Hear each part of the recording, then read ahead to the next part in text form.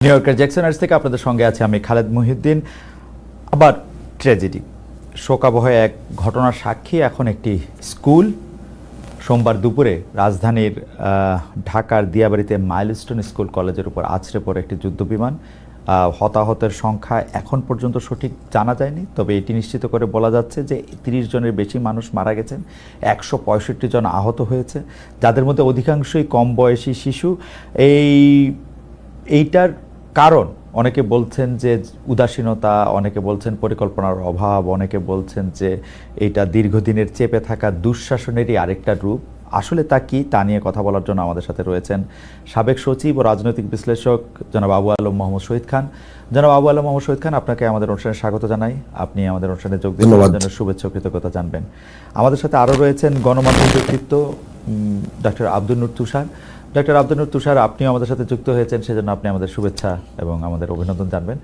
আমি আপনার প্রথমে একটু জনাব আবু আলম মোহাম্মদ শহীদ খানের কাছেই আসতে চাই, তবে সেই প্রশ্নটার প্রেক্ষিতে তুষার ভাইও নিশ্চয়ই কোনো না কোনো মন্তব্য করবেন। তুষার ভাই, আমরা আজকে দেখতে পেয়েছি যে সচিবালয়ের ভিতরে আজকে শিশুরা ঢুকেছে। শিশুরা বলতে ছাত্রছাত্রীরা, যারা কেউ কেউ বলছেন যে ঢাকার বিভিন্ন কলেজের শিক্ষার্থীরা সেখানে ঢুকেছেন, দেয়াল টপকে ঢুকেছেন, গেট ভেঙে ঢুকেছেন।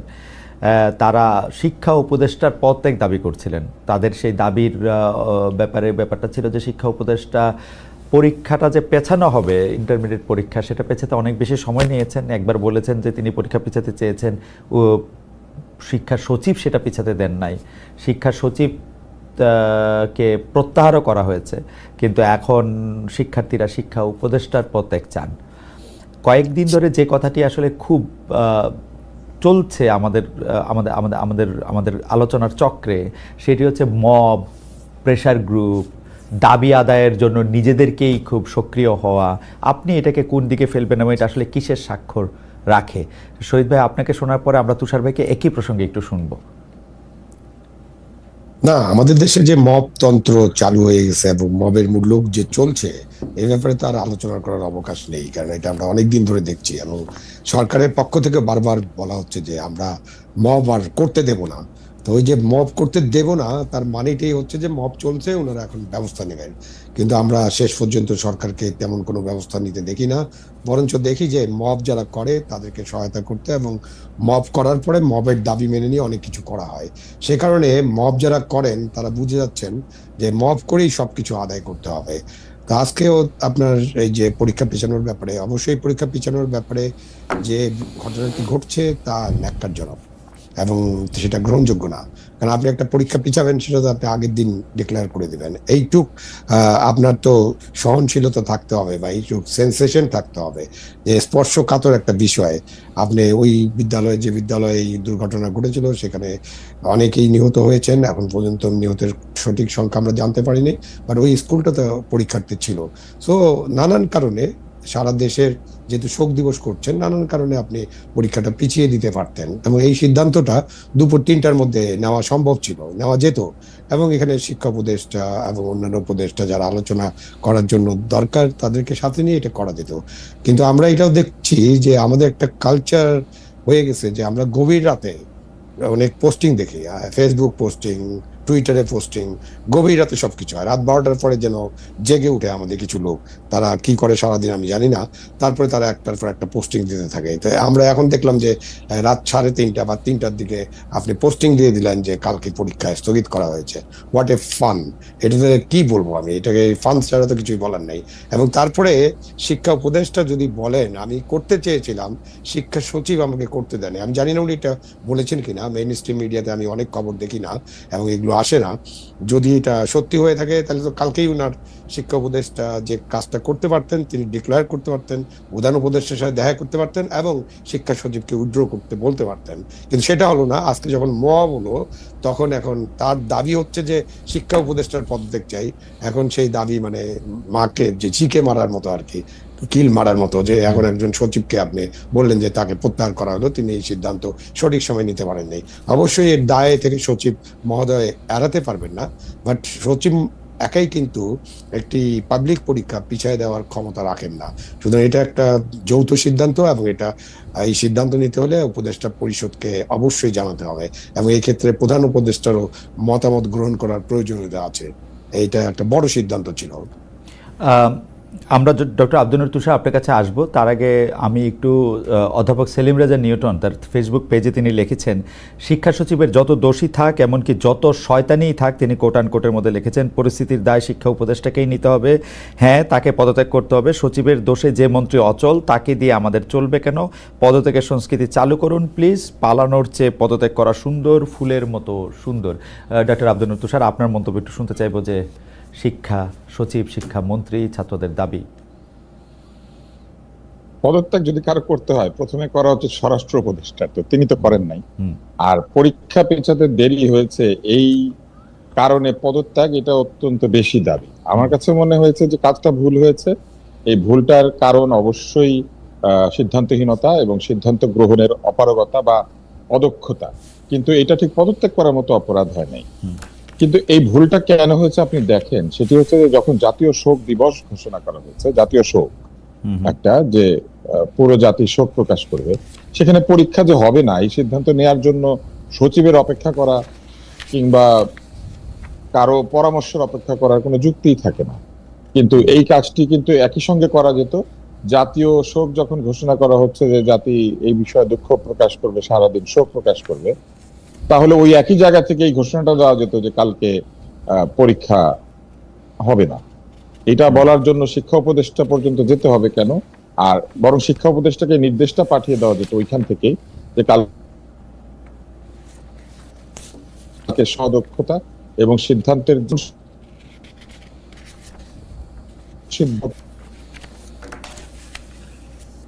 আরো কিছু আরো কিছু বিষয়কে আমাদের কাছে দৃশ্যমান করেছে। সেটি হচ্ছে যে গণজমায়েতকে তারা একসময় প্রেসার গ্রুপ হিসেবে উল্লেখ করেছেন, বিশেষ উদ্দেশ্যে জমায়েত, সে একই প্রেসার গ্রুপ এখন সচিবালয়ে ঢুকে পড়েছে, আসিফ নজরুলকে অবরুদ্ধ করেছে কিছুক্ষণের জন্য এবং পদত্যাগ দাবি করছে, ভুয়া ভুয়া বলে স্লোগান দিচ্ছে। এই যে অপমানের সংস্কৃতি, শিক্ষককে কানে ধরে বের করে দেওয়া, সচিবদেরকে গায়ের জোরে অপমান করা, বিভিন্ন জায়গাতে যারা সম্মানিত ব্যক্তি তাদেরকে অসম্মানের মাধ্যমে নিজেদের ক্ষমতা জাহির করা, এই বিষয়গুলিকে তারা উৎসাহ দিয়েছেন। এবং উৎসাহ দিতে এমন হয়েছে যে এখন নিজেরাই ভুয়া ডাক শুনছেন, নিজেরাই নিজেদের অযৌক্তিক পদত্যাগের দাবি শুনছেন। আর পদত্যাগের সংস্কৃতি চালু করতে হবে এই কথাটি যখন বলা হয়, পদত্যাগের সংস্কৃতি চালু করলে কিন্তু আসলে এই উপদেষ্টা না, পুরো সরকারেরই পদত্যাগ করা উচিত। কেননা এই সরকারের ভিন্ন ভিন্ন জায়গাতে ভিন্ন ভিন্ন এই ধরনের ঘটনা ঘটেছে। আমি আপনাকে একটা ছোট্ট উদাহরণ দিই। আজকে আজকে অন্তর্বর্তী সরকারের প্রধানের যে ফেসবুক সাইটটি আছে, যেটা আমরা ধরে নিই যে তাদের প্রেস উইং চালায়, তো সেই অপদার্থ প্রেস উইং থেকে একটি ঘোষণা দেওয়া হয়েছে যে কেউ যদি সাহায্য করতে চান তাহলে এই সাহায্য কি তহবিলে দান করতে পারেন। এনসিপি কে পাহারা দেওয়ার সময় যখন 7 কোটি 8 কোটি টাকা খরচ হয়েছে বিভিন্ন জায়গাতে, তখন এই টাকা যেখান থেকে এসেছে, আজকে এই সাহায্যের টাকা সেখান থেকে আসতে পারে না কেন? এদেরকে সাহায্য করতে হবে জনগণকে, আর এনসিপি কে পাহারা দিতে হবে রাষ্ট্রের পয়সা দিয়ে।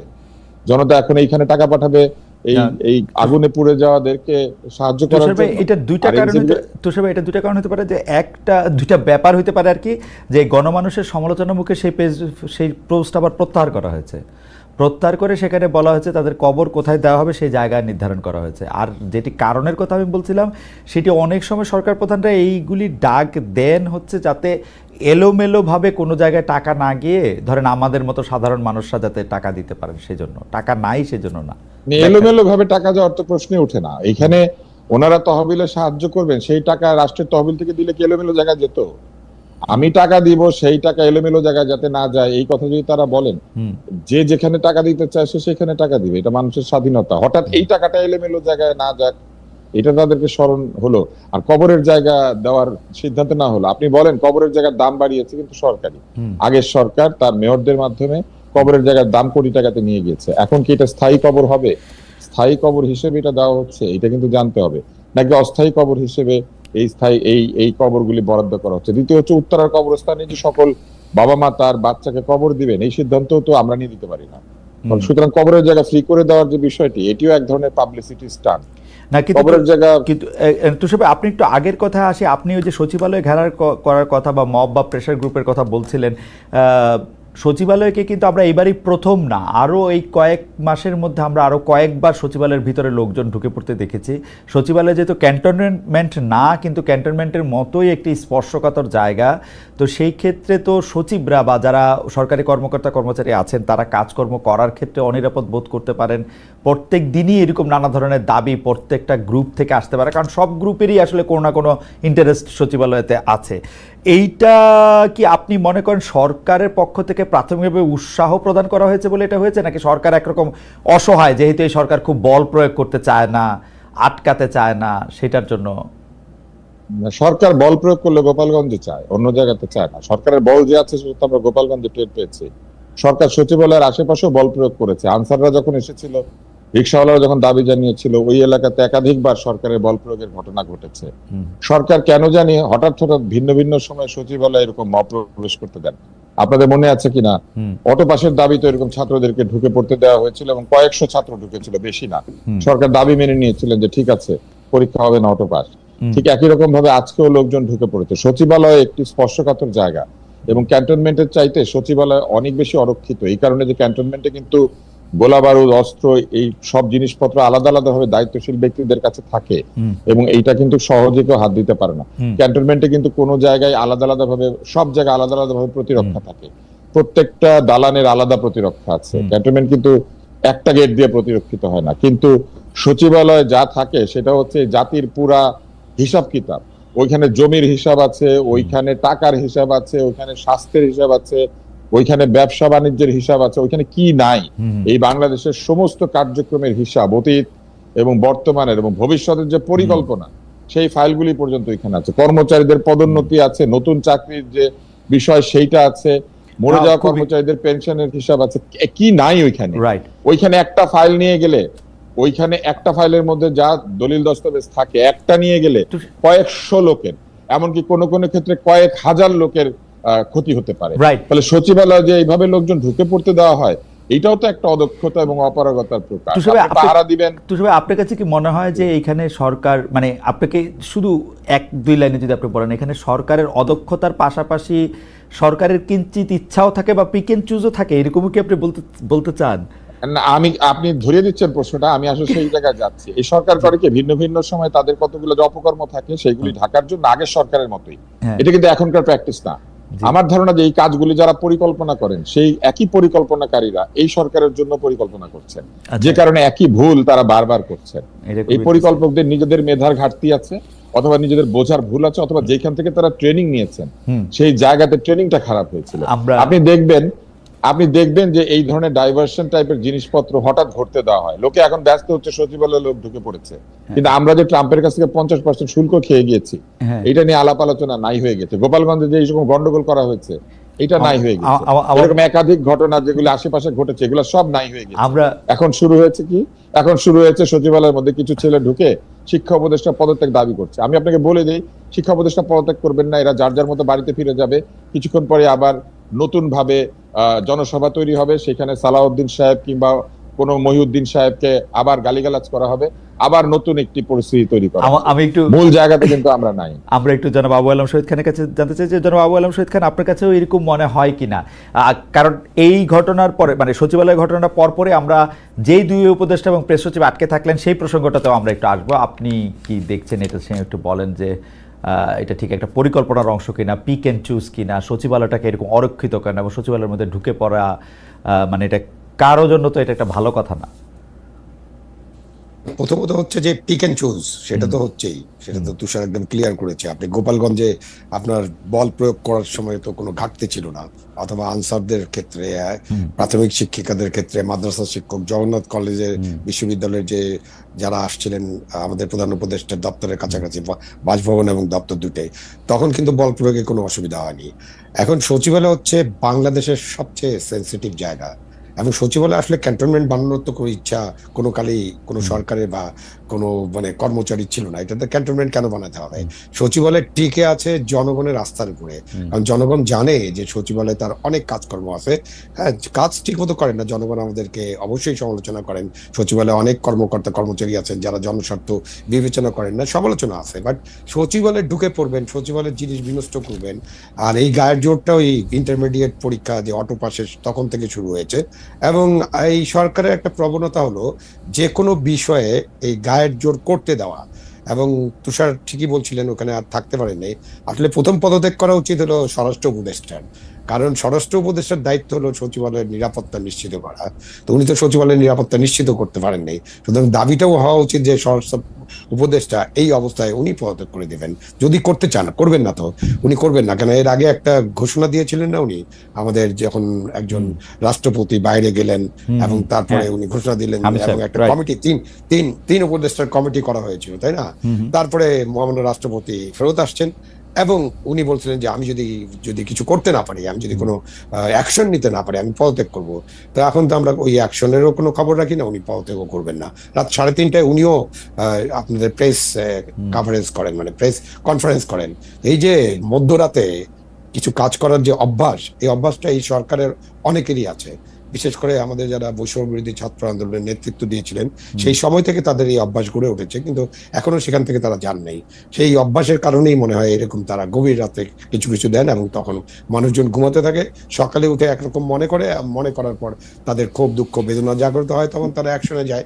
শহীদ ভাই, তুষার ভাই একটা আগের সরকারের সাথে একটা তুলনা এনেছিলেন যে আগের সরকারের এইসব মানে অকাজগুলি যারা পরিকল্পনা করতেন, মনে হয় যে এই অকাজগুলি এই সরকারের লোকেরা তাদেরকেই দায়িত্ব দিচ্ছেন যে এইগুলি এমনি করে করো। আপনি কি মিল পান আগের সরকারের অকাজগুলির সাথে এই সরকার? আগের সরকার মানে আমি তো মিল পাই সব সরকারের। আপনি বাংলাদেশ তো 54 বছরের সরকার, তার আগে পাকিস্তানের সরকার ছিল। সরকারে যারা থাকেন বা যান এবং সরকারের সাথে যারা কাজ করেন, তারা কিন্তু এরকম ডাইভার্সন প্লট সৃষ্টি করতে খুব ভালোবাসেন। তো এটা একটা কি বলবেন আপনি, এটা একটা ট্রেনিং এর অংশ হয়ে গেছে নাকি আমাদের রক্তের অংশ হয়ে গেছে, সেটা নিয়ে একটু বিবেচনা করতে হবে যে আমরা কখন ডাইভার্সন প্লট থাকবে। আচ্ছা, আমি একটু আজকের প্রসঙ্গে আসি। আমরা দেখি যে 9 ঘন্টা আটক থাকার পর 9 ঘন্টা আটক থাকার পর কিছুক্ষণ আগে আমাদের দুই উপদেষ্টা, একজন মানে আইন উপদেষ্টা এবং আইন উপদেষ্টার পাশাপাশি শিক্ষা উপদেষ্টা, না আইন উপদেষ্টার সঙ্গে আর কে ছিলেন, প্রেস সচিব ছিলেন এবং আরেকজন কে ছিলেন, আরেকটা উপদেষ্টা তো ছিলেন, দাঁড়ান আমি আরেকটু মানে আমি চোখে দেখতে পাচ্ছি না, বারবার দুই উপদেষ্টা দেখছি, আরেকজন উপদেষ্টা কে ছিলেন? শিক্ষা উপদেষ্টা, জি, আইন উপদেষ্টা, শিক্ষা উপদেষ্টা এবং প্রেস সচিব, তারা 9 ঘন্টা আটক ছিলেন। কিন্তু আমি যেই ব্যাপারটার মধ্যে দেখলাম যে শিক্ষার্থীদের যে দাবি, এগুলি দাবি জানাইতে হইল কেন, এটা আমি বুঝলাম না। মানে তারা কেন আটক ছিলেন সেটাও আপনারা একটু বলবেন। আমি তুষার ভাইকে দিয়ে শুরু করি, শহীদ ভাইকে দিয়ে একটু শুনবো। যে দেখেন, আপনি দাবিগুলি দেখেন, দাবি হচ্ছে নিহত ব্যক্তিদের সঠিক নাম পরিচয় প্রকাশ, আহত ব্যক্তিদের সম্পূর্ণ নির্ভুল তালিকা, শিক্ষার্থীদের প্রতিটি পরিবারকে ক্ষতিপূরণ, বিমান বাহিনীর ব্যবহৃত ঝুঁকিপূর্ণ পুরনো প্রশিক্ষণ বিমান বাতিল করে আধুনিক ও নিরাপদ বিমান চালু, বিমান বাহিনী প্রশিক্ষণ পদ্ধতি ও কেন্দ্র সংস্কার করে আরও মানবিক ও নিরাপদ ব্যবস্থা চালু, শিক্ষকদের গায়ে সেনাবাহিনী সদস্যদের হাত তোলার ঘটনায় জনসমক্ষে ক্ষমা প্রকাশ। এই দাবিগুলি দাবি কেন জানাইতে হবে, এটাই তো আমি বুঝতে পারতেছি না। এবং এই দাবি মানে এটা কেন দাবি হবে, এটা তো অটোমেটিক হয়ে গেল না কেন, এটা বুঝলাম না আমি। তুষার ভাই, আপনি কি মনে করেন এর জন্য 9 ঘন্টা তারা আটকে ছিল? আমি পেছন দিক থেকে আসি, আমার কথা পছন্দ হবে না আপনার। প্রথমে আমার ভালো লেগেছে যে আজকে অন্তত প্রেস সচিব বুঝতে পারবেন যে কোনটা প্রেসার গ্রুপ আর কোনটা মব। এখনো যদি তিনি বুঝতে না পারেন, তাহলে একেবারে বলে না যে হাতে কলমের শিক্ষা, আজকে তিনি নিশ্চয়ই বুঝতে পেরেছেন যে কোনটা প্রেসার গ্রুপ আর কোনটা মব। উনি যেমন আজকে 9 ঘন্টা আটকে ছিলেন, এরকম যখন বিভিন্ন জায়গাতে মানুষেরা 9 ঘন্টা 10 ঘন্টা এরকম আটকে থেকেছে, সেই অনুভূতিটা আজকে তিনি নিশ্চয়ই বুঝতে পেরেছেন। তবে আনন্দের ব্যাপার এটাই যে অন্যরা তো আটকে থাকেন হস্টাইল মবের হাতে, উনি তো নিজের মবের হাতে নিজে আটকে ছিলেন। এইগুলোকে তো তিনি উৎসাহ দিয়েছেন প্রেসার গ্রুপ করে। পেছন দিক থেকে আসি, প্রথম হচ্ছে যে শিক্ষকদেরকে সেনাবাহিনী প্রহার করেছে, শিক্ষকদেরকে ছাত্ররা প্রহার করে নাই। এই আন্দোলনের পরে শিক্ষকদের গায়ে হাত তুলে নাই, শিক্ষকদেরকে জুতার মালা পরায় নাই, নিজেরা জুতার মালা পরাতে পারবে আর সেনাবাহিনী দিলে পরে তাদের কষ্ট লাগে। এইটা হচ্ছে স্ববিরোধিতা, দ্যাট ইজ ডাইকোটমি, দ্বিচারিতা। এবং এই দ্বিচারিতা এর মধ্যে আছে। এখন শিক্ষকের সম্মানের জন্য তাদের কি বলবো, মানে মরা কান্না শুরু হয়েছে। এই শিক্ষকদেরকে যখন তারা অপমান করেছেন, শিক্ষকরা হার্ট অ্যাটাকে মরে গিয়েছেন, তখন তাদের খারাপ লাগে নাই? একটা শিক্ষকের মৃত্যু হয়েছে যে না, তারা তো সেই মৃত্যুটাকে আমরা মূল্য দিব না? তারা তো তাই আওয়ামী আমি লীগের মনে ছিল, করি যে তারা তো আওয়ামী লীগের ছিল। ও শিক্ষক আওয়ামী লীগের হয়, ডাক্তার আওয়ামী লীগের হয়, আর অন্যরা কেউ আওয়ামী লীগের হয় না? বাংলাদেশে শুধু শিক্ষক ডাক্তার, যখন যাকে মনে হয় তখন সে আওয়ামী লীগ হয়ে যায়, আর যখন যাকে ভাল লাগে তখন সে আওয়ামী লীগ থাকে না। সার্জিস আলম আওয়ামী লীগ ছিল না? আপনি তো সার্জিসের সাক্ষাৎকার নিয়েছেন। তো সার্জিস আওয়ামী লীগ করে নাই, তো এখন কি সার্জিসকে আমরা বলবো দোষর? এইগুলা কোনো কথা না, এগুলো হচ্ছে মুভমেন্ট অফ কনভিনিয়েন্স। তারা তাদের পছন্দ অনুযায়ী দাবি তুলছেন। এবার আরেকটু পিছন থেকে আরেকটু যাই। তারপরে তারা বলছেন বিমান বাহিনীর উন্নতি করতে হবে। বিমান বাহিনীর উন্নতি করবেন তো প্রতিরক্ষা মন্ত্রী, বাংলাদেশের প্রতিরক্ষা মন্ত্রী কে? তাহলে তাকে অবরোধ করেন, যান। হ্যাঁ, তো যান, তাহলে তাকে অবরোধ করেন। তাকে তো অবরোধ করতেছেন না। বিমান বাহিনীর উন্নতি করে দেবে শিক্ষা উপদেষ্টা, আইন উপদেষ্টা, এগুলো হচ্ছে ডাইভার্সন টেকনিক। বিমান বাহিনীর উন্নতি মানে নতুন বিমান কিনবে, এবং নতুন বিমানটা নির্বাচিত সরকার আগে আসার আগেই কিনবে। এইটা হচ্ছে এখনকার দাবিটা। এগুলো আমাদেরকে বুঝতে হবে। আরেকটা হচ্ছে বলা হচ্ছে বাতিল বিমান, মোটেও বাতিল বিমান না। এই বিমান পাকিস্তানিরা ব্যবহার করে, যে পাকিস্তানকে অত্যন্ত ভালো লাগে এখন অনেকের। তো পাকিস্তানে এই বিমান ব্যবহৃত হচ্ছে। একটা বিমান আউট অফ প্রোডাকশন হয়ে যাওয়া মানে সেটা কিন্তু আউট অফ লাইফ না, তার লাইফ আছে। শ্রীলঙ্কাতে এই বিমান ব্যবহৃত, আমাদের পাশের দেশ মিয়ানমার এটা ব্যবহৃত হয়, ক্যাম্বোডিয়াতে ব্যবহৃত হয়, নাইজেরিয়াতে ব্যবহৃত হয়।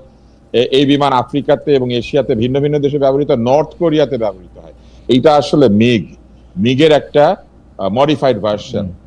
এবং মিগের ভার্সনটা শেয়ার করেছিলেন সেই সময় রাশিয়ানরা চীনের সাথে একটা গুডউইলের অংশ হিসেবে, কিন্তু চাইনিজরা দেখলো যে মিগের যে ডিজাইন, সেই ডিজাইন ফল্টি, এবং সেই ফল্টি ডিজাইনকে তারা 248টা বা 49টা জায়গাতে তারা ইমপ্রুভ করে একটা নতুন ভার্সন তৈরি করেছে, যেখানে এই বিমানটা মোর স্টেবল। এটাকে ট্রেনিং এর জন্য ভিন্ন ভিন্ন দেশে ব্যবহার করা হয়। বিমানের মূল ব্যাপার হচ্ছে মেইনটেনেন্স। 747 নামে একটা বিমান আছে যেটা এয়ারফোর্স 1 ব্যবহার করে এখনো। হ্যাঁ, সেটাতে আমেরিকান প্রেসিডেন্ট চড়েন। 747 কিন্তু প্রোডাকশনে নাই, জাম্বোজেট প্রোডাকশনে নাই, কিন্তু আমেরিকান এয়ারফোর্স 1 747 ব্যবহার করে। 747 নাসা ব্যবহার করে এখনো। এবং আরেকটা বিমানের কথা বলি, A380 একটা বিমান আছে, যেটা এয়ারবাস 380, যেটা বিশাল, যেটাকে ডাবল ডেকার। সেই ডাবল ডেকার কিন্তু এখন প্রোডাকশনে নাই, বিক্রি করে না এখন আর। এমন ডাবল ডেকার কিন্তু অনেকে তার ফ্লিট থেকে সরিয়ে ফেলছেন। কিন্তু এমিরেটসে যদি আপনি যান, এতিহাদে যদি যান, তাহলে দেখবেন ডাবল ডেকার দিয়ে ভরা। বিমান আউট অফ প্রোডাকশন হওয়া মানেই সেই বিমানটার দিন শেষ হয়ে গেছে, ব্যাপারটা সেরকম না। বিমানের মেইনটেনেন্স খুবই জরুরি। ফলে মেইনটেনেন্স হচ্ছিল না, সেটা আমাদেরকে দেখতে হবে। এই বিমানটা ডিসকন্টিনিউ করা হচ্ছে এই জন্য না যেটা খারাপ, এটা ডিসকন্টিনিউ করা হচ্ছে কারণ এটার একটা ইমপ্রুভড ভার্সন বাজারে এসেছে, এবং সেইটাকে তারা সেল করতে চায়। এটা বাজারে থাকলে নতুনটা সেল হবে না, কারণ মানুষ একই জিনিস যদি কম দামিটা দিয়ে করতে পারে, তাহলে বেশি দামিটা আপনি অলমোস্ট মানে যে কাজটা বিমান বাহিনীর বা বাংলাদেশ সামরিক বাহিনী করার কথা, সেটা আপনি অলমোস্ট আমাদেরকে পরিষ্কার করেছে যে এই ব্যাখ্যাগুলো। না, আমি তো বিমান কিনি না ভাই, আমি তো বিমান কেনার কমিশন পাবো না। রাইট, বিমান যারা কিনে তারা তো কমিশন রাইট, আপনি এটা ব্যাখ্যা করেছেন। কিন্তু আমার কথা হলো যে ওরা যে দাবিগুলি করতেছিলেন, সেই দাবিগুলি করা হইতেছে তো এই সব জায়গায় গ্যাপ থাকার পরিপ্রেক্ষিতে। আপনি প্রথম দাবিগুলি আপনি দেখেন যে নিহত ব্যক্তিদের সঠিক নাম পরিচয় প্রকাশ। আমাদের ঢাকা শহরে, আমাদের বাংলাদেশে অনেকে বিশ্বাস করতেছে যে লাশ গোপন করা হয়েছে। নিহত ব্যক্তিদের নাম পরিচয় গোপন করা হয়, এই ধারণাটা কিন্তু অতীত থেকে এসেছে, যে মানুষ মারা যায় নাম পরিচয় গোপন করা হয়। এটা ওই যে শাপলা চত্বর থেকে শুরু হয়ে একেবারে শেষে জুলাইয়ের অভ্যুত্থান পর্যন্ত দাবি উঠেছে যে নিহত ব্যক্তিরা মারা গেলে নাম পরিচয় গোপন করা হয়। এবং একই ঘটনা কি ঘটেছে, জুলাই অভ্যুত্থানে নিহতদের নাম তালিকা সেটা ঠিক মতো ফাইনাল করতে এই সরকার পারেন নাই বহু মাসে। ফলে এদের উপর থেকে মানুষের আস্থা চলে গিয়েছে। গোপালগঞ্জে কি ঘটনা ঘটেছে, সেইখানকার নিহত এবং আহতদের তালিকা সেটাও এই সরকার ঠিক মতো প্রকাশ করতে পারেন নাই। ফলে নিহত ব্যক্তিদের নাম তালিকা নিয়ে সন্দেহ প্রকাশের যে রসম বা রীতি, এটা অতীত থেকে এখনো পর্যন্ত সরকার থেকে সরকারে এটা স্থানান্তরিত হয়েছে। একই তরিকাতে আছে। আগের সরকারকে নিয়ে মানুষের যে অভিযোগ ছিল, এই সরকারের নামে একই অভিযোগ, কারণ এরাও বিভিন্ন সময় নিহতদের নাম এবং আহতদের নাম তালিকা প্রকাশের ক্ষেত্রে এক ধরনের অদক্ষতার পরিচয় দিয়েছেন। আর এইখানে যেটি ঘটেছে সেটা হচ্ছে যে প্রত্যক্ষদর্শীরা বলেছেন যে মাইলস্টোন কলেজে যখন রিপোর্টাররা ঢুকে নানান রকম কথাবার্তা বলতে শুরু করেছিলেন বা নিহতদের নিয়ে কথা বলতে গিয়েছিলেন, তখন নাকি তাদেরকে প্রহার করা হয়েছে। এই প্রহারটা একটা ভুল সিদ্ধান্ত ছিল, এবং এই প্রহারের ফলে এই সন্দেহটা আরো জাগ্রত হয়েছে, এবং একই সাথে এই সন্দেহটা আরো জাগিয়ে দিয়েছে ফেসবুক, ইউটিউব এবং অন্যান্য জায়গাতে। কিন্তু তারা সন্দেহ প্রকাশ করেছেন যে স্কুলে অনেক বাচ্চা ছিল, তাহলে এত কম কেন মারা যাবে বা আহত হবে। কিন্তু তুষার ভাই, মানে স্কুলের বাচ্চাদের প্যারেন্টসরা বা তাদের বন্ধু বান্ধবরা তো একটা মিসিং তালিকা করার কথা, সেই মিসিং তালিকা করলেই তো এটা স্পষ্ট হবে যে ধরেন আমার এটা খুব সহজ, এটা খুব সহজ, এটা খুব সহজ। স্কুলের বাচ্চাদের তো নাম ডাকারও তালিকা স্কুলে থাকে। যতজন বাচ্চা আছে প্রত্যেকের নামের তালিকা আছে, ক্লাস রেজিস্ট্রার আছে, ওই বিল্ডিং এর যে ক্লাসগুলি হতো সেই ছাত্রছাত্রীদের সবার রেজিস্টার আছে, যেটাকে রোল কল হয়। রাইট, স্কুল তো এখনো রোল কলের বাইরে যায় না, রাইট, স্কুল থেকে আঙ্গুল দিয়ে ছাত্ররা ঢুকে না। রাইট। ফলে ইজিলি স্কুল চাইলে প্রত্যেকের বাসায় ফোন করে বাচ্চা কোথায় আছে জানতে চাইতে পারে, এবং এটা একদিনে কয়েক ঘন্টার ব্যাপার।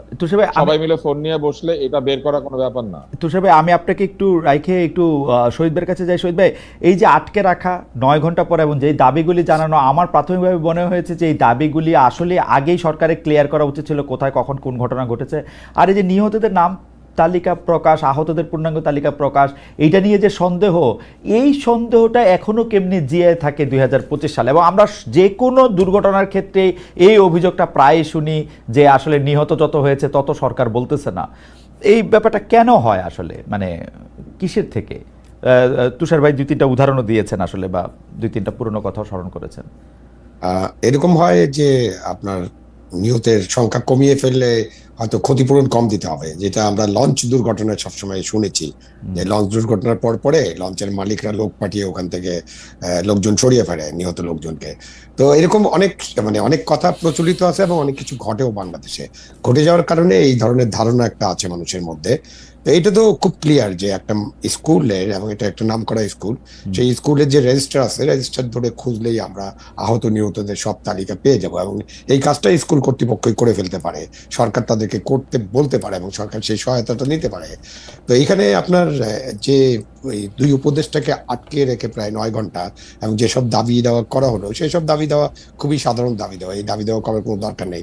একটা দাবি নিয়েই শুধু তুষার যেটা বললেন সেটা নিয়ে আলোচনা করা যেতে পারে, যে এই যে ছাত্ররা হঠাৎ করে বিমান বাহিনীর বহর পরিবর্তন করে নতুন বিমান, আধুনিক বিমান কিনতে হবে, এই দাবি তো তাদের করার কথা না। এইটা আমাদের ফোর্সেস গোল আছে, এটা বিমান বাহিনী করবে। আপনি এখন J7 ব্যবহার করেন, F7, ওটার আসল নাম J7, আপনি F7 ব্যবহার করতেছেন, ওদের কাছে অলরেডি J17 আছে, এবং J7 এর কিন্তু একটা চিতা উইং আছে পাকিস্তানে, এবং তারা এটা ব্যবহার করে, ইরানও ব্যবহার করে। তো ওইসব আলোচনায় না যেও আমরা হয়তো আমাদের বিমান বাহিনীর জন্য কিছু বিমান ক্রয় করার বিষয়ে কারো হয়তো আগ্রহ আছে, তারা এটা ঢুকিয়ে দিয়েছেন। এইটা ছাত্রদের দাবি হওয়ার কথা না। ছাত্রদের অন্যান্য দাবি ঠিক আছে, যে আহত নিহতদের তালিকা ক্লিয়ার করা এবং আহত নিহতদের ব্যাপারে ঘোষণা একটা থাকা দরকার, যে নিহত মানুষদের পরিবারকে সরকার কিভাবে সহায়তা করবেন। এখন আপনি চাঁদা তোলার চেষ্টা করতে হবে, চাঁদা তো তুলতে হবে না। বাংলাদেশ সরকারের কাছে এই পরিমাণ অর্থ আছে যে কোনো পরিমাণ অর্থ তারা ব্যয় করতে পারবেন। আমাদের 7 লক্ষ কোটি টাকার বাজেট, সেখানে আপনি ওদের যে আছে হাতে যে টাকা থাকে সেটার পরিমাণও 80-90 হাজার কোটি টাকা। সুতরাং আপনার চাঁদা তুলে এদেরকে কিছু করতে হবে না, আপনি এটা সরাসরি ডিক্লেয়ার করতে পারেন। একজন দর্শক আপনার মানে দর্শকের মন্তব্য আপনার কাছে একটু দৃষ্টি আকর্ষণ করতেছে, যে যেন সায়েম, উনি যেহেতু নাম নিয়ে বলছেন, আমি ধরে নিচ্ছি যে তার আইডিটা ভুয়া না, তিনি বলছেন যে প্রায় 150 জন প্রাণ হারিয়েছে, অথচ টিভিতে দেখানো হচ্ছে মাত্র 30 জন। এই ধারণাটা কোত্থেকে আসলো? মানে এই গুজবটা, বা এটা যদি গুজব হয়ে থাকে, এটা কোত্থেকে আসলো? মানে যে 120 জন বাচ্চা বেশি মারা গেছে, তাদের বাবা মারা কি মানে কোনো একটা ফাইল করেন নাই? মানে এটা কেন আসলো এই ব্যাপারটা, বা এই ধারণাটা কোত্থেকে আসতেছে? না, ধারণা ছড়িয়ে দেওয়া হচ্ছে হয়তো, মানে আমি ঠিক জানি না এখনো নিহতের সংখ্যা কত। তো যারাই নিহত হয়েছেন তাদের নাম প্রকাশ করলে এই ধারণাটা থেকে আমরা আচ্ছা, একটা ছোট প্রশ্ন করি আমাদের দর্শকদের উদ্দেশ্যে। শহীদ ভাই, সরকার যে নিহতের এবং আহতের সংখ্যা বলে, এটা কি আপনি বিশ্বাস করেন? যেমন আমি বলি যে আমি করি, কারণ আমি মনে করি যে একটা সরকার এত মনস্টাটাস হতে পারে না, এই সরকার, যে নিহতের সংখ্যা বাড়ায় কমায় বলবে। আপনি করেন কিনা? আমি এই সরকারকে এখন বিশ্বাস করি, কারণটা হলো আমি গোপালগঞ্জের ব্যাপারে বিশ্বাস করি না, কারণ এটা আমার কোয়ালিটেটিভ। আচ্ছা, এই সরকারের এই ঘটনাটাকে আপনি বিশ্বাস করছেন, কিন্তু গোপালগঞ্জের ক্ষেত্রে আপনি বিশ্বাস করছেন। আমি তুষার ভাইকে এখানে কোনো রাজনীতি নাই, আমি জাস্ট এই প্রশ্নটা বিশ্বাস করি। এই প্রশ্নটা আমি শুধু তুষার ভাইকে জিজ্ঞেস করি। তুষার ভাই, বিমান বিধ্বস্তের ঘটনা, বিমান দুর্ঘটনার ক্ষেত্রে আপনি সরকারের দেওয়া হত নিহতের তালিকাটা আপনি বিশ্বাস করেন কিনা? তুষার ভাই, না, আমি আসলে সরকারের দেওয়া কোনো তালিকা বিশ্বাস করি না। আচ্ছা, একসময় করতাম এবং করে আমরা ঠকেছি। আচ্ছা, সরকারের তালিকা যখন তৈরি হয় সেখানে অনেক ধরনের আচ্ছা। স্টেক হোল্ডার ঢুকে পড়ে। আচ্ছা, ঠিক আছে। সালাশালি বলেন। শহীদ ভাই বলেছেন যে এই তালিকাটা উনি বিশ্বাস করেন কারণ এটার মধ্যে কোনো রাজনীতি নাই, যেটার মধ্যে রাজনীতি সম্পৃক্ত আছে সেই তালিকাগুলি তিনি বিশ্বাস করেন না। না, শহীদ ভাই, এটার আপনি মধ্যে টাকা আছে। আমি আচ্ছা, আপনাকে আপনি ব্যাখ্যা পরে করি। একটু এটার ব্যাখ্যা মধ্যে করেন, টাকা আছে। পরে ব্যাখ্যা করেন। শহীদ এটার ভাই, মধ্যে ক্ষতিপূরণ আছে, এটার আচ্ছা। মধ্যে ক্ষতিপূরণ আছে, এটার মধ্যে আহতদের ক্ষতিপূরণ আছে। আচ্ছা, নিহতদের ক্ষতিপূরণটা সরকার দিবেন নিহত হিসাব করে। না, সেটা তো কিন্তু নিজের, আহত অবস্থায় আপনি দেখবেন যে বহু মানুষ, সেটা তো আর নিজের পকেট থেকে দিবেন না, সরকারের অসুবিধা কি এটা দিলে? না, নিহত আমি আহত আপনাকে পরে যাই ব্যাখ্যা বলেন করে তার বলতে তো পারবো। তারা সবাই আচ্ছা, তো হাসপাতালে ভর্তি হয়েছেন, জি, শহীদ সুতরাং ভাই, আমাদের হ্যাঁ। কাছে কিন্তু রেকর্ড থাকবে। হুম। একটা জিনিস ছড়িয়ে গেছে যে কিছু লাশ, কিছু নিহত মানুষের লাশ আমরা কম্বাইন্ড মিলিটারি হসপিটালে নেওয়ার একটা কথা বলছেন, এবং আজকে ওদের পক্ষ থেকে বলা হয়েছে যে তারা 16 জনকে তাদের হেফাজতে নিয়ে গেছিলেন, মানে লাশগুলো পরে তারা এটা হসপিটালে পাঠিয়ে দিয়েছেন। তো এই নানান ভাবে এই যে অপারেশনটা চলে যখন, তখন নানান কর্তৃপক্ষ তো নানান ভাবে অপারেশন করে, এবং এই অপারেশনটা একটা বড় অপারেশন ছিল। এটার ম্যানেজমেন্ট দুর্বলতা নিয়ে আমরা অবশ্যই প্রশ্ন করতে পারি। এই অপারেশনটা ওখানে হেডকোয়ার্টার করে একেবারে থেকে অপারেশনটা করা উচিত ছিল, এবং ওইখান থেকেই সবকিছু করা উচিত ছিল। এর আগে রানা প্লাজা একটা বিশাল অপারেশন হয়েছে, হুম। আমরা দেখেছি রানা প্লাজা কিভাবে ম্যানেজ করা হয়েছে।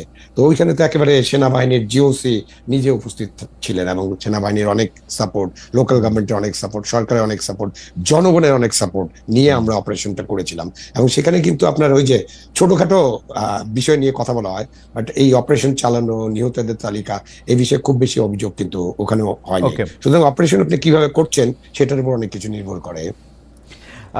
তুষার ভাই, এটা নিয়ে আপনি যদি আর কিছু বলেন যে কেন আপনি সরকারের কোনো তালিকায় বিশ্বাস করেন না, ওই সরকার যে আপনার তালিকার সোহরাওয়ার্দী সাহেব, ক্ষেত্রে- সোহরাওয়ার্দী সাহেব রানা প্লাজার ওইখানে যুক্ত হয়েছিলেন, এবং সোহরাওয়ার্দী সাহেব একজন রেশমাকে আবিষ্কার করেছিলেন। জি, রেশমা যখন আবিষ্কৃত হয়েছিল এটা নিয়ে বিরাট সন্দেহ প্রকাশ করা হয়েছিল। আপনি যদি মেডিকেল পয়েন্ট অফ ভিউ থেকে বলেন, আমি পরিষ্কারভাবে বলতে চাই রেশমাকে আবিষ্কারের ব্যাপারটা ভুয়া ছিল।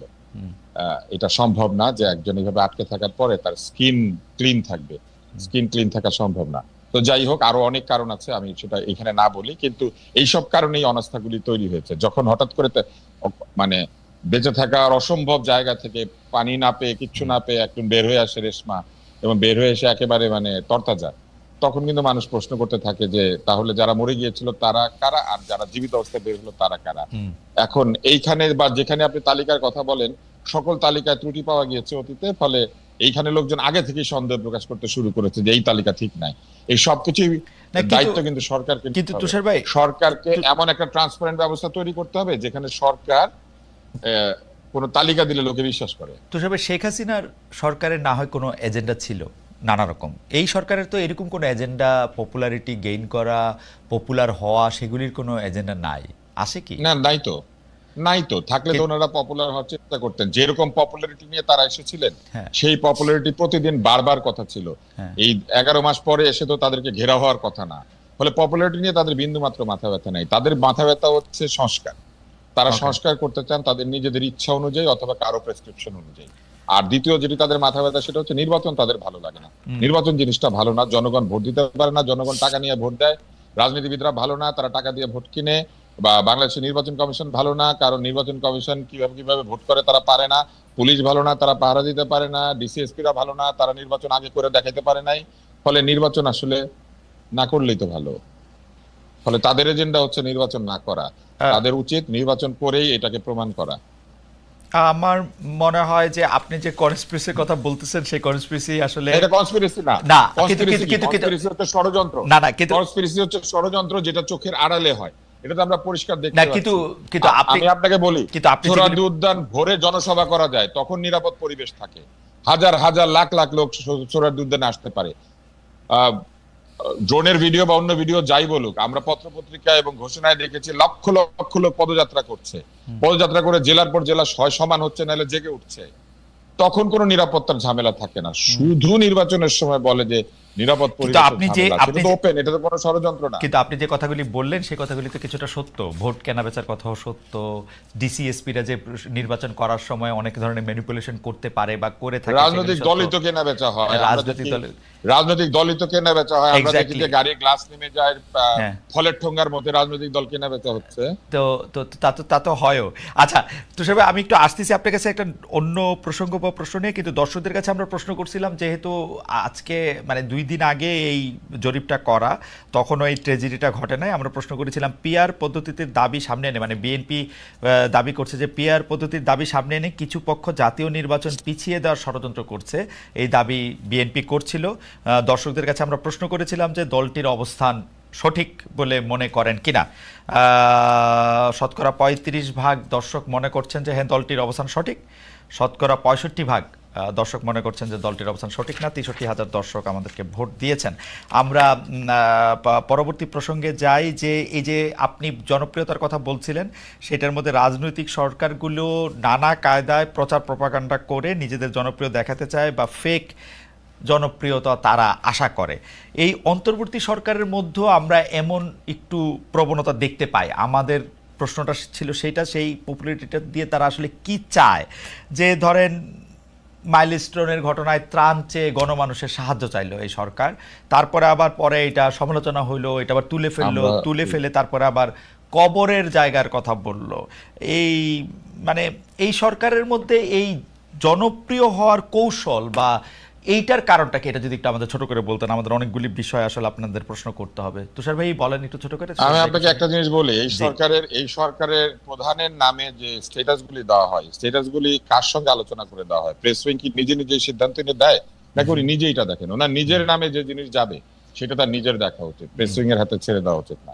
প্রেস উইং তার সরকারের বিভিন্ন সিদ্ধান্তর বিষয়ে জানাবে, কিন্তু যে কাজগুলি একেবারে সরাসরি ওনার পেজ থেকে পোস্টেড হয়, যে স্ট্যাটাসগুলি, সেই স্ট্যাটাসগুলি ভাষা থেকে শুরু করে অনেক জায়গা আছে যেখানে ঠিক পলিটিক্যাল কিংবা তুষার ভাই আমি প্রেস উইং এর কাছে জেনে বলছি যে এগুলি প্রত্যেকটাই ডক্টর মোহাম্মদ ইউনূসের অনুমোদন ক্রমে অনুমোদিত হয়। আমি এতদূর পর্যন্ত প্রশ্ন করেছিলাম যে 22 জন উপদেষ্টার মধ্যে কোন উপদেষ্টার কোন কাজ আপনারা সামনে আনবেন সেইটা আপনারা নিজেরা সিদ্ধান্ত নেন কিনা। আমি যেটা বুঝতে পেরেছি যে 22 উপদেষ্টার মধ্যে দেখবেন আপনি 5 জন বা 6 জন উপদেষ্টার কাজের কথাই আসলে সেইখানে সামনে বেশি আসে। পররাষ্ট্র উপদেষ্টার কথা সেখানে কখনোই আসে না, নিরাপত্তা উপদেষ্টার কথা অনেকবার আসে। এইটার কারণটা কি জানতে চাইলে তারা বলেন যে এটা তারা মানে আলোচনা করে ঠিক করে এটা করেন, অর্থাৎ ডক্টর মোহাম্মদ ইউনূসের সাথে আলোচনা করে ঠিক করে এটা করেন। তাহলে আমি বলবো যে এই জায়গাতে যেহেতু উনি নোবেল বিজয়ী হতে পারেন, কিন্তু এই ধরনের পপুলার কমিউনিকেশন বা পিপলস কমিউনিকেশন, এই জায়গাতে আমার মনে হয় যে তার অত্যন্ত ঘনিষ্ঠ কোনো ব্যক্তি যার এই ধরনের ধারণা আছে তাকে তার নিয়োগ দেওয়া উচিত বা নিযুক্ত করা উচিত, যাতে তারা তাকে প্রপারলি অ্যাডভাইস করতে পারেন। কেননা এই জায়গাতে আমি যথেষ্ট ঘাটতি পরিলক্ষিত লক্ষিত করেছি। এবার আসেন যে জায়গাটাতে আমরা ছিলাম, যে এই সরকার পপুলার হতে চায় পিআর পদ্ধতি। আপনি যে নির্বাচনের যে ভোটাভুটির কথাটা বললেন, এইটা তো স্বাভাবিক। বিএনপি ম্যাক্সিমাম 35 থেকে 40% ভোটই তো পায়। ফলে বিএনপির ভোটাররা বলেছে 35% তারা এটা চায় না, তারা বিএনপির পক্ষে আছে। আর বাকি যে 65%, ওইখানে কিন্তু আওয়ামী লীগও আছে, ওইখানে কিন্তু অন্যরাও আছে, আরো অনেকে আছেন, তারা সবাই মিলে কিন্তু 65%। ফলে এই 65%-এর মধ্যে ওই পিআর এর পেলে যারা জীবনে কিন্তু ইলেকশন করে জীবনে একটা সিট পাবেন না, সরাসরি ইলেকশনে ওই পিআর পদ্ধতিতে গেলে একটা দুইটা সিট পাবেন, এরা সবাই ওখানে আছেন। ফলে এই যে জরিপটা আপনারা করেন, এই জরিপটা কিন্তু বিএনপি বনাম গোটা বিশ্ব, যেটা আগে ছিল আওয়ামী লীগ বনাম গোটা বিশ্ব। তো বিএনপি কে দিয়ে রিপ্লেস করা হয়েছে আওয়ামী লীগকে, এবং এখন একটা ইউনিভার্স তৈরি করা হয়েছে যে ইউনিভার্সের মধ্যে বিএনপি বনাম গোটা বিশ্ব। 35% অ্যাজ এ ভোটার পার্সেন্টেজ যে কোনো নির্বাচনে বাংলাদেশে একটা দলকে সংখ্যাগরিষ্ঠতা দিয়ে দেওয়ার মতো ভোট। ফলে পিআর কেন চাইবে বিএনপি? তাদের তো চাওয়ার কোনো প্রশ্ন ওঠে না। কিন্তু উল্টা দিকে যারা 65% ভোট দিচ্ছেন, এদের অধিকাংশের জামানত বাজেয়াপ্ত হবে যদি ডিরেক্ট ভোটিং এ যায়। এই জামানত বাজেয়াপ্তওয়ালারা সবাই জীবনে একবার সুযোগ পেয়েছে উচ্চ কক্ষে গিয়ে বসবে, তাও নিম্ন দিকে না, নিম্নে তো সরাসরি ভোট। উচ্চ কক্ষে গিয়ে ওনারা বসে যারা সরাসরি ভোটে বিজয়ী হয়ে এসেছে তাদের উপরে মুরব্বিয়ানা করবে। 1% ভোট পেয়ে 35% দলদের উপরে মুরব্বিগিরি করবে। এই ভোটাভুটি, যে ইন্টারনেটের ভোটাভুটি, এটা simply the same as real vote বাংলাদেশে। এবং আপনি আওয়ামী লীগকে ছেড়ে দেন কালকে, তাহলে আওয়ামী লীগ এখানে আরো 25% বা 20% ভোট নিয়ে এসে হাজির হবে। তখন দেখবেন যে 35%, 25% বা 20%, এবং তারপরে বাকিরা।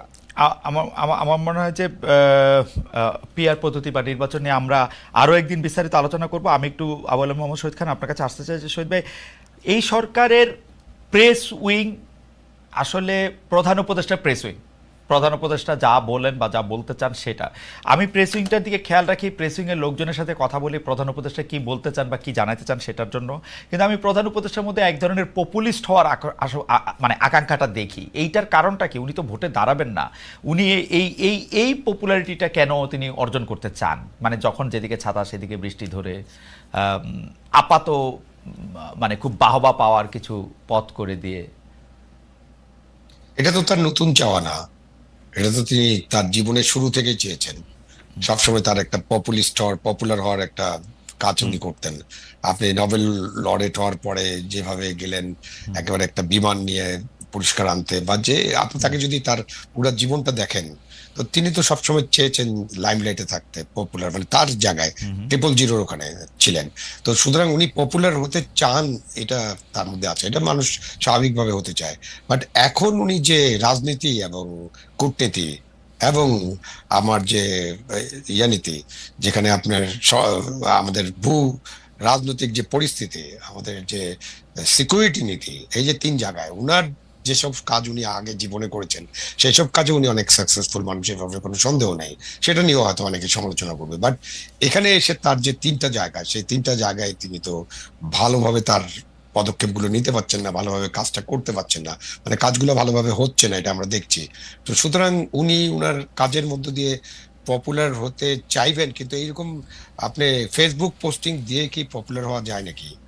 পপুলার হওয়ার জন্য আরো অনেক কিছু আছে। অবশ্যই আমরা চাইবো যে আমাদের যে অন্তর্বর্তীকালীন সরকার বা যে কোনো সরকার, তারা তাদের জনভিত্তি থাক, জনগণ তাদেরকে পছন্দ করুক। জনগণের যদি পছন্দ না থাকে তাহলে তো ওই সরকারটা রান করবে না। সুতরাং অন্তর্বর্তীকালীন সরকারের প্রতি জনগণের সমর্থনটা থাকা দরকার, এবং জনগণের সমর্থন পাওয়ার জন্য তাদেরকে যে কাজগুলো করতে হবে অর্থনৈতিক ক্ষেত্রে, রাজনৈতিক ক্ষেত্রে, আইন শৃঙ্খলা বজায় রাখার ক্ষেত্রে, দ্রব্যমূল্যের ক্ষেত্রে, এরকম অনেকগুলো উদাহরণ দেওয়া যায় যে ডে টু ডে যে কাজ, সেই কাজগুলো ভালোভাবে করতে হবে, সেখানে তাদের পপুলার হওয়ার সম্ভাবনা বেশি। আপনি ফেসবুকে কি লিখলেন কি লিখলেন না, কবরের জায়গা দিলেন কি দিলেন না, আপনি কত টাকা তাদেরকে অনুদান দিবেন কি দিবেন না, এগুলো দিয়ে তো আসলে পপুলারিটি নির্ভর করে না। এবং আমাদের তো ইয়েস শহীদ ভাই, বলেন। না আপনি আপনি আপনি আপনি এটা পরিষ্কার করছেন। আমাদের দর্শকরা একটা বিষয় পরিষ্কার হতে চান যে আমাদের মন্ত্রণালয়ের চিফ এক্সিকিউটিভ অফিসার তো নিশ্চয়ই মন্ত্রী। ইয়েস, আমাদের যে বর্তমান আইন অনুযায়ী চিফ এক্সিকিউটিভ অফিসার মন্ত্রী, মন্ত্রী বা উপদেষ্টা যিনি আছেন। আচ্ছা, সেই হিসাবে শিক্ষা সচিবকে যে প্রত্যাহার করা হয়েছে একটা ডিসিশনের উপর ভিত্তি করে, এইটা কি ঠিক করা হয়েছে? মানে মানে মানে আমার শিক্ষা উপদেষ্টা সিআর আবরার আমার খুবই প্রিয় মানুষ, আমি তাকে পছন্দ করি, উনিও হয়তো আমার পছন্দ করেন, কিন্তু যদি এইখান থেকে কাউরে প্রত্যাহার করতে হয় তো মানে ডিসিশনটা কি শিক্ষা সচিব নিতে পারেন? বা মানে উনি যদি সিইও হন, উনি কি তার চিফ অপারেশন অফিসারের উপর দায়িত্ব দিতে পারেন যে তার কারণে আমি এটা কথা শুনি নাই? তাহলে না, এরকম কথা বললে তো এটা মানে তাহলে লেজটা আসলে নড়াইতেছে কে? Who is wagging the dog? এটা তো অনেক পুরানো একটা রাজনৈতিক কথা আছে না, কুকুর লেজ নাড়ে না, লেজ কুকুরকে নাড়ায়, সেটা আমরা দেখতে চাচ্ছি। আর প্রথমত হলো এই সিদ্ধান্ত অন্যায় সিদ্ধান্ত। আপনি এই শিক্ষা সচিবকে যে প্রত্যাহার করা হয়েছে, এটা একটু অন্যায়। এটাও আপনি একটা ধামাচাপা দেওয়ার চেষ্টা করছেন, যে আপনি এটা করে আপনি হয়তো রোজটাকে থামানোর চেষ্টা করেছেন, কিন্তু রোজ থামানোর জন্য আপনি একজনকে অপমান করতে পারেন না। সুতরাং এই দায়িত্বটা সবাই মিলে নেওয়ার কথা ছিল, এবং এই দায়িত্বটা ঠিক মতো পালন করা হয়নি, এটা পরিষ্কার করা উচিত ছিল। এবং এই দায়িত্ব পালন না করার জন্য একদম পুরো উপদেষ্টা পরিষদ, প্রধান উপদেষ্টা পর্যন্ত যাবেন। কারণ হলো যে এইসব সিদ্ধান্ত প্রধান উপদেষ্টা পর্যন্ত যাবে। ইন্টারমিডিয়েট পরীক্ষা কালকে হবে না, কারণ এটা রাষ্ট্রীয় শোক দিবস, এত বড় একটা ট্রেজেডির ঘটনা ঘটছে। এইটা আমি বললাম যে আমি এটা করে দেন, মানে আপনি শিক্ষা উপদেষ্টার ভাষণ শোনেন, শিক্ষা উপদেষ্টা বলছেন যে আমি এটা বলছি এটা করে দেন, শিক্ষা সচিব বলছে না পরীক্ষা পিছানোর দরকার কি, সেজন্য আর করি নাই। আমি কি আমার নিজের কান বিশ্বাস হয় না শহীদ ভাই, মানে সত্যি সত্যি যে এইটা এটা এটা এটা সম্ভব কোনো মানে অ্যাডভাইজার বা মিনিস্টারের পক্ষে এটা বলা? আমার মনে হয় না শিক্ষা সচিব বা যে কোনো সচিব এই ধরনের কথা বলবেন, কারণ তারাও তো এই দেশে বসবাস করেন, তাদের তো সেন্সিটিভিটিটা বোঝার সামর্থ্য আছে। এত বড় একটা দুর্ঘটনা, জাতীয় শোক দিবস, তখন যদি আমাদের আলোচনা হয় যে পরীক্ষা নেওয়া যাবে কিনা, আর আমরা শিক্ষা সচিব বলবেনই যে, আর জনাব খান আমরা সচিবদের চিনি না, এই পাঙ্গা মানে কি পাবদা মাছ 9 ইঞ্চির জায়গায় 9.5 ইঞ্চি হয়েছে দেখে পুরো পাবদা মাছ ফেরত দিয়ে আবার পাবদা মাছ শিক্ষা সচিবরা কিনাই না দেয় নাই মন্ত্রীদের। তো মানে আর আর আর আর মন্ত্রীদের সিদ্ধান্ত সচিবরা বলবে আমি এটা করব না, তাও এরকম একটা যৌক্তিক সিদ্ধান্ত। না, এটা সম্ভাবনা একদম জিরো। আমি জানি না কি পর্যায়ে আলোচনা হয়েছিল এবং আলোচনাটা ঠিক মতো হয়েছে কিনা। এখানে একটা তারা সবাই মিলে এই জায়গায় একটা জগা খিচুড়ি পাকিয়ে দিছে। এখন তো দাবি উঠবে যে আবার আবার অটো পাস দাও, রাইট, ওইদিকে যাচ্ছে মনে হয়। Right, right, right. এই পরীক্ষা দিতে পারে, অটো পাস দাও অথবা অন্য কিছু একটা করো, বিমান কেনো, এই কেনো, সেই কেনো। আচ্ছা তুষার ভাই, আমি একটু পলিটিক্যাল লিডারদের কথা আসি এবং ডাক্তারদের মানে চিকিৎসা পার্সপেক্টিভে। সেটা হচ্ছে যে এই যে মানে কোনো একটা দুর্ঘটনা ঘটলে, কোনো একটা ট্র্যাজেডি ঘটলে প্রচুর মানুষ আসলে দেখতে যান। বার্ন ইউনিটে দেখতে গেছেন না, মানে যখন একটা দগ্ধ রোগীর সবচেয়ে বড় বিষয় থাকে হচ্ছে সংক্রমণ। আমাদের যেহেতু মানে ওর চামড়াগুলি ক্ষতিগ্রস্ত হয়, ব্যাকটেরিয়া আটকাইতে পারে না, সেখানে দলে দলে লোকে তাদেরকে দেখতে যান। সাংবাদিকরা যান, কন্টেন্ট ক্রিয়েটররা যান, জামায়াত যান, বিএনপি যান, মির্জা ফখরুল যান, জামায়াতের আমির যান। এগুলি কি এতবার বলার পরও মানে এটা কোনো আইন করে এটা বন্ধ করা যায় না? এটা মানে এটার কোনো স্কর্ডন করা যায় না যে না তোমরা যাইতে পারবা না? এটা কি মানে এটা কবে গেলে তারা এটা শিখবে যে মানে এটা যাইতে হবে না তাদের, বা তারা গিয়ে কি উপকারটা করেন? মানে এটাও যদি একটু বলতেন ডক্টর তুষার, আমরা শহীদ ভাইয়ের কাছে একটু শুনতে চাইবো যে আপনি বলার পরে যে তারা উপকারটা কি করেন, মানে আমরা তাদেরকে গিয়ে তারা এটা কি দেখান। এবং কন্টেন্ট ক্রিয়েটররা যে খুব একটা পোড়া বাচ্চা আমাদেরকে দেখাইতেছেন, এটা দেখায় ওরা কি বুঝাতে চান যে বাচ্চাটা পুড়ছে, মানে ওদের লেখায় আমরা আর বিশ্বাস করতেছি না।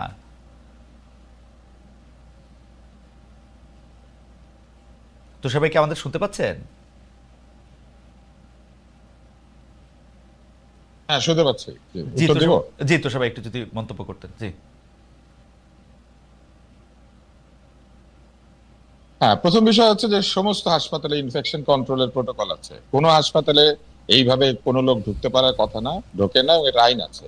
ইনফেকশন প্রিভেনশন হচ্ছে হাসপাতালের প্রথম কাজ, কিন্তু সেইটা আমাদের বাংলাদেশে কোনো হাসপাতালকে পালন করতে দেওয়া হয় না। কারণ হাসপাতালগুলি এইভাবে বাইরের ভিজিটর থেকে শুরু করে, দালাল থেকে শুরু করে, বিড়াল কুকুর থেকে শুরু করে সবার জন্য উন্মুক্ত আছে।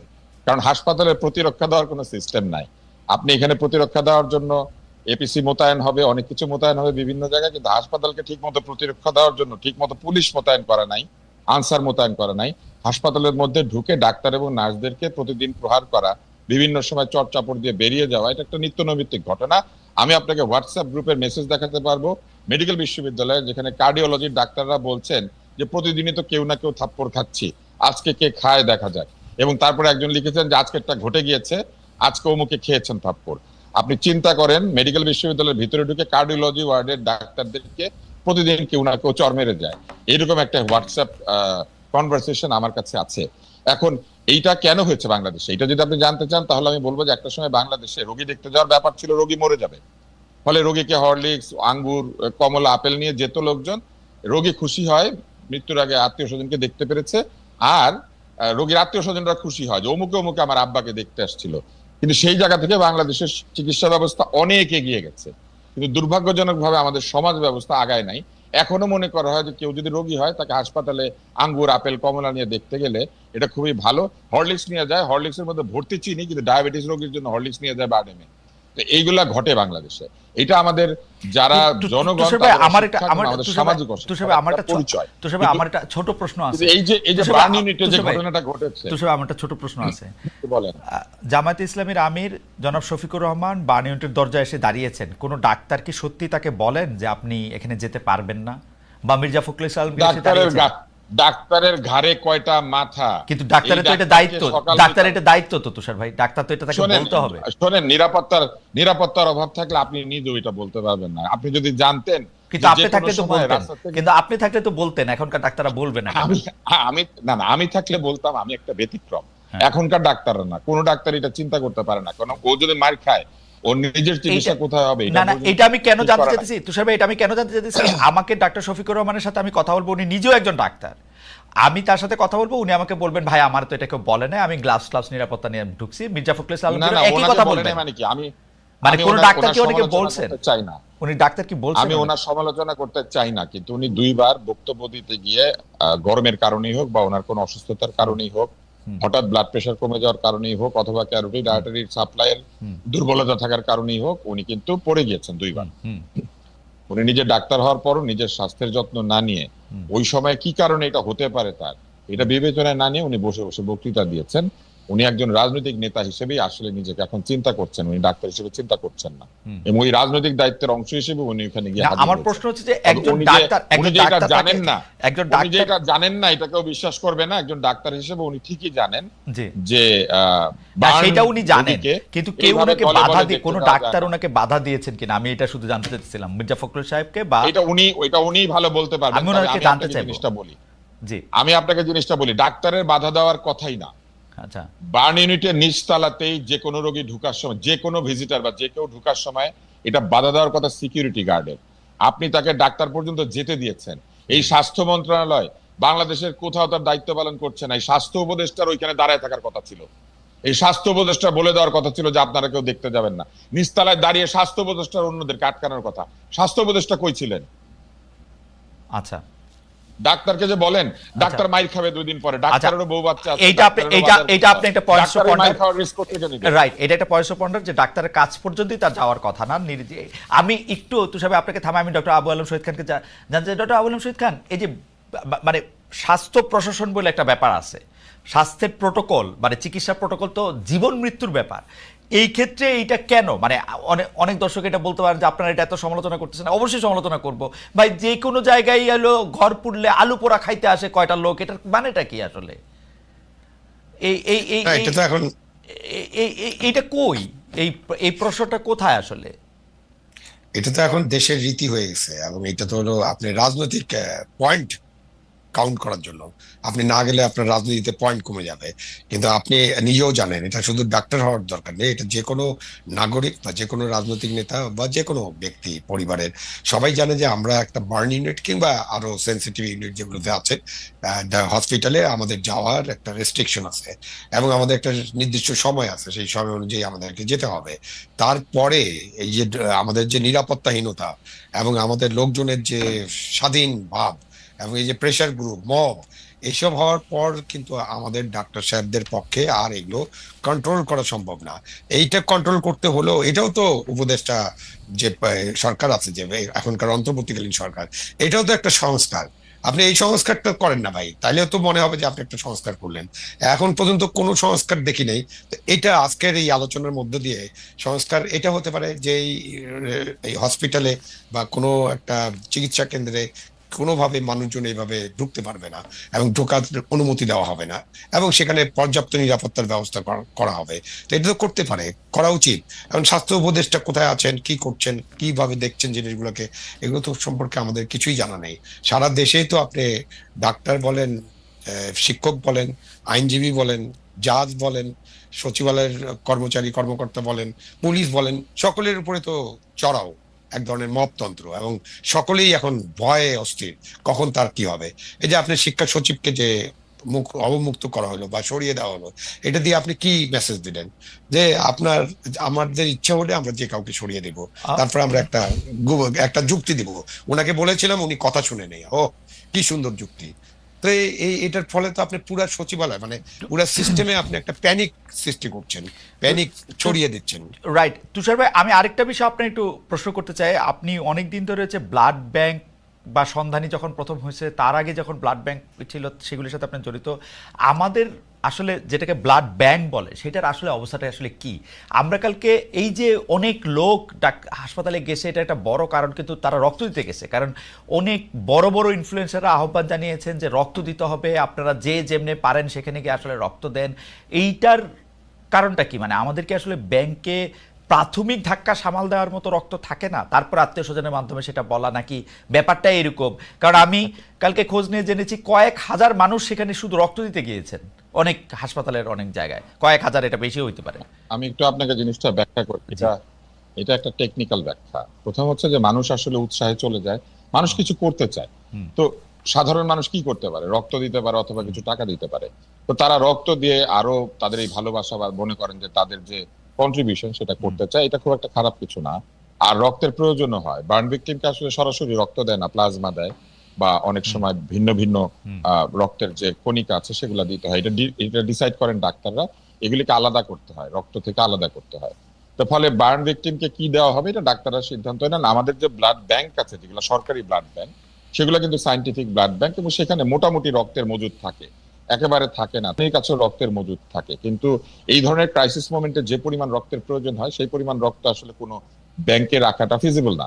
কেননা আপনার সাধারণ সময়ে 500 ব্যাগ ব্লাড দরকার হয় মনে করে, এই সময় দরকার হচ্ছে 1500 ব্যাগ, কিন্তু সাধারণ সময়ের জন্য 500 ব্যাগ রাখা ঠিক আছে, কিন্তু সবসময় ইমার্জেন্সির জন্য 1500 ব্যাগ ব্লাড রেখে দিলে ব্লাড কিন্তু নষ্ট হয়। রাইট। ব্লাড কিন্তু পচনশীল দ্রব্য, এটা রেখে দেওয়া যায় না অনেকদিন পর্যন্ত। তাই এইটার একটা ম্যানেজমেন্ট আছে, এবং ঢাকা মেডিকেল কলেজে একটা বিভাগই আছে এই ব্লাড ব্যাংক ব্লাড বিষয়ক। ফলে ঢাকা মেডিকেল এবং ইভেন বার্ন ইউনিটে অত্যন্ত আধুনিক ব্লাড ব্যাংক আছে, এবং সেখানে এগুলো করার সুযোগ সুবিধা তাদের আছে। বিষয়টা হচ্ছে যে কি কার কি গ্রুপের ব্লাড লাগবে এটাও কিন্তু চাহিদা অনুযায়ী আনতে হয়।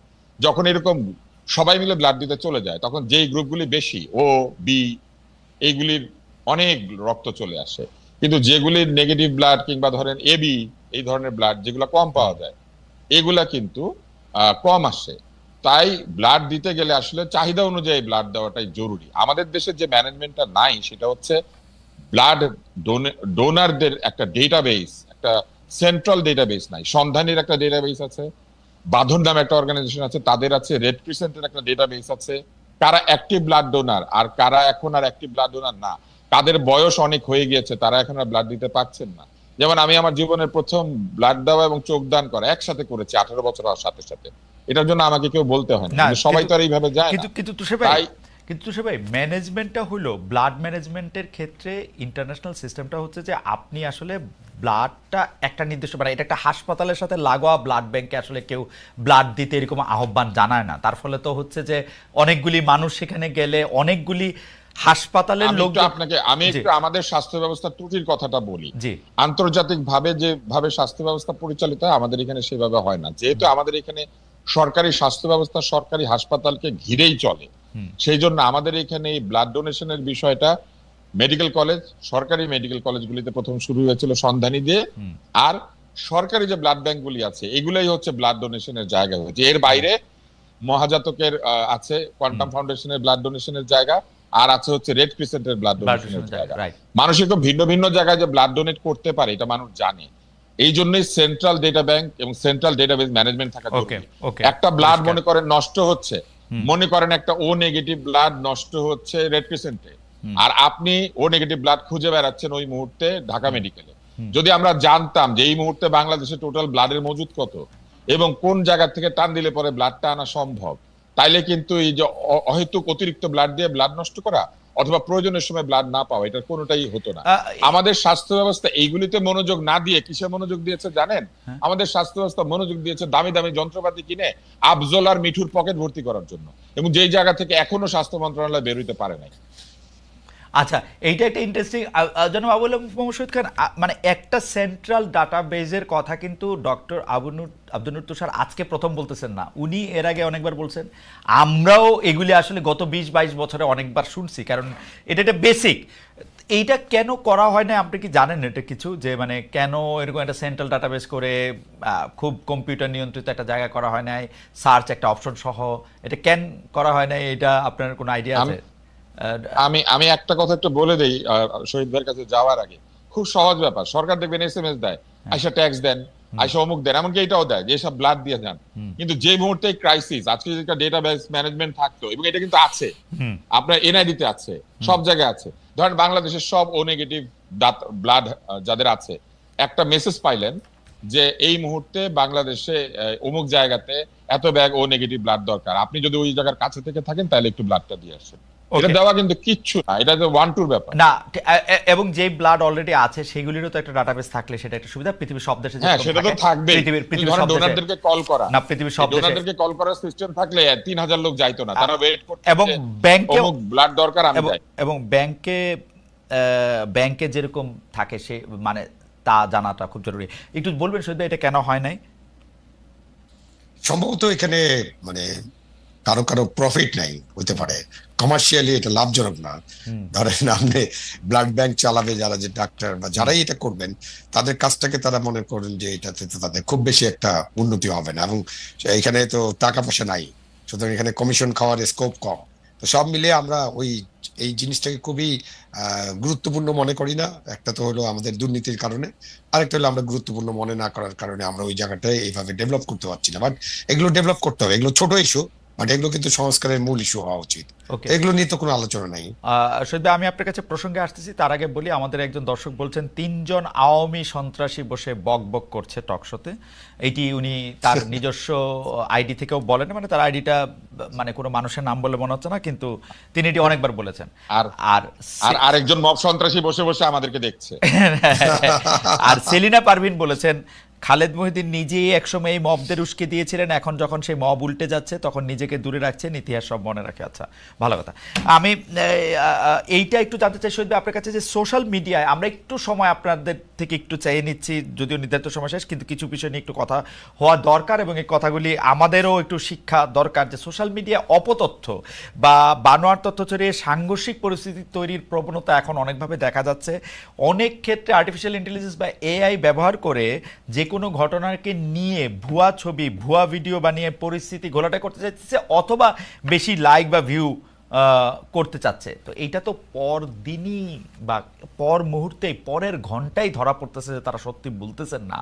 তো তারা এই রিস্কটা নিচ্ছেন কেন? মানে পরে আবার জনগণ জানবেন না যে তারা ভুয়া, তাহলে তারা এটা কেন করতেছেন? শহীদ ভাই কি মনে হয় যে মানে এই না, একটা জিনিস আমাদের দেশে যেটা ঘটে, যে একটা নেগেটিভ নিউজ বা নেগেটিভ কোনো কিছু যখন আপনি ছেড়ে দেন, তখন যেভাবে মানুষজন একেবারে যে খেয়ে ফেলে এবং ওইটা নিয়ে যত মাতামাতি করে, তারপরে যখন পজিটিভটা যাবে যে এই তথ্যটা ভুয়া ছিল, সেটা আপনি দেখবেন যে সেটাতে হিট কত হচ্ছে। সুতরাং মানুষের আকর্ষণ হচ্ছে উল্টাপাল্টা নেতিবাচক জিনিস প্রতি, এবং সে কারণে সোশ্যাল মিডিয়া যারা ইনফ্লুয়েন্স করার চেষ্টা করেন, তারা এমন এমন জিনিস দেওয়ার চেষ্টা করেন যে যেটা দিয়ে তাদের ভিউ বাড়বে এবং তাদের গুগল ইনকাম।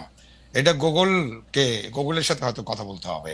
এই গুগল থেকে যদি ভুয়া নিউজের জন্য টাকা পয়সা যদি না দেওয়া হয়, অথবা এইসব সাইটকে যদি গুগল ব্যান করে দেয়, তখন এটা কমে আসবে। এটা তো বাংলাদেশ থেকে আপনি আমি কিছুই করতে পারবো না। এরা অনেক সময় বাইরের মাধ্যম ব্যবহার করে, একেবারে সব যে দেশ থেকে করে এরকম না, দেশের বাইরে থেকে করে এবং উল্টাপাল্টা জিনিস দিয়ে থাকে। না সন্ত্রাসী বলতে পারে, এখন না, কোনো অসুবিধা নেই। না শহীদ ভাই, ব্যাপারটা হইতেছে যে ধরেন তার 5 মিলিয়ন ফলোয়ার আছে, 5 মিলিয়ন ফলোয়ার 5 মিনিট পরে আবিষ্কার করলেন যে তিনি যে কথা বলতেছেন